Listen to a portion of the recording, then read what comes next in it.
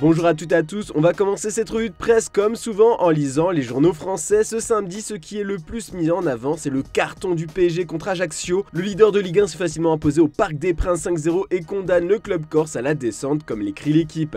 Kylian Mbappé a réalisé un très bon match, il est l'auteur d'un doublé, mais ce qui a le plus marqué les journalistes de l'Hexagone, c'est la drôle d'ambiance qui régnait sur le stade parisien. Sifflé à l'annonce de son nom par une partie du Parc des Princes, puis pendant la rencontre, Léo Messi a aussi été soutenu par une autre partie des supporters.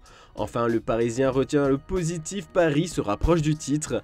Bonne nouvelle aussi pour le Racing Club de Strasbourg, le club enchaîne les bons résultats dans le sprint final avec une victoire 2-0 contre Nice.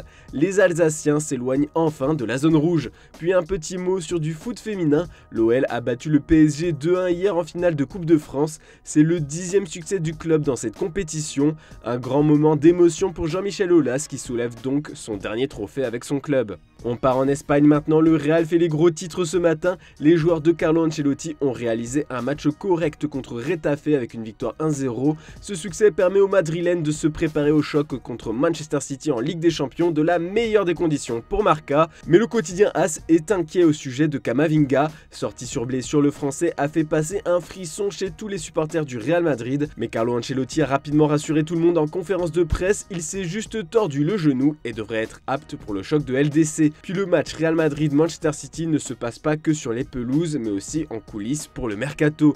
Les deux clubs luttent pour convaincre Jude Bellingham de les rejoindre. Pour l'instant, c'est Madrid qui aurait pris l'avantage, et selon le média 442, le milieu de Dortmund se serait payé la tête du club anglais. Plus précisément, selon le journaliste allemand Patrick Berger, Bellingham et sa famille considèrent que Manchester City est un club en plastique, comme le PSG et Chelsea. Des pensées qui n'ont pas fini de faire réagir, tout comme les dernières idées de Florentino Pérez, le président du Real, au sujet d'un certain Cristiano Ronaldo. Le dirigeant sait que CR7 vit des moments compliqués en Arabie Saoudite et il est donc prêt à lui donner une porte de sortie à la Maison Blanche. Comme l'indique Defensa Central, le Portugais est invité à revenir au Real. Cependant, Pérez ne veut pas forcément de Ronaldo en tant que joueur, mais plus en tant que dirigeant ou ambassadeur. Direction l'Italie, Romelu Lukaku a enfin fait taire les critiques ce week-end avec son doublé contre Sassuolo. Pour la Gazzetta dello Sport, on a le retour du champion. La victoire 4-2 des joueurs interistes permet au club de bien se positionner dans la course à la Ligue des Champions et surtout ça permet aux hommes d'Inzaghi de faire le plein de confiance avant le match retour des demi de la LDC. Le Corriere dello Sport met aussi le club lombard en avant sur sa une. Le journal se demande si le futur de Lukaku à l'Inter va être remis en question.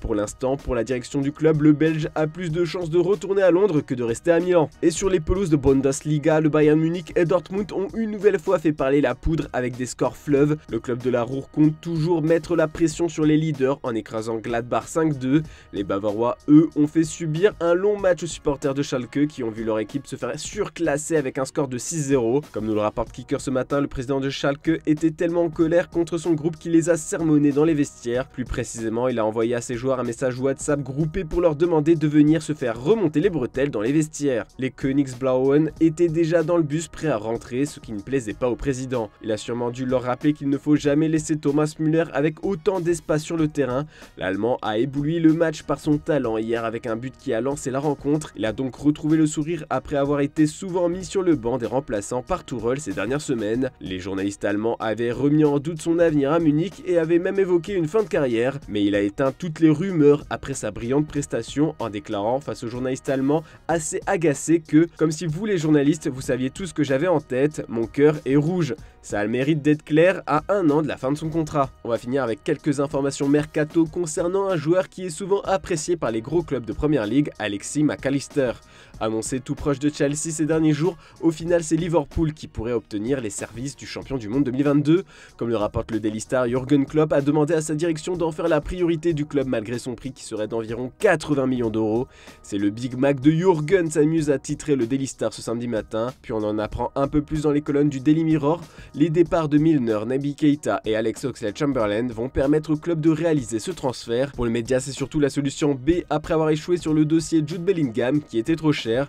Klopp veut absolument un milieu de classe mondiale et selon le Mirror, il avait aussi ciblé Aurélien Tchouaméni, mais le Real a déjà décliné toute approche. Voilà, c'est tout pour ce dimanche, on se retrouve demain matin pour une nouvelle revue de presse et n'oubliez pas le JT Foot Mercato du week-end en fin d'après-midi. Bonne journée à toutes et à tous.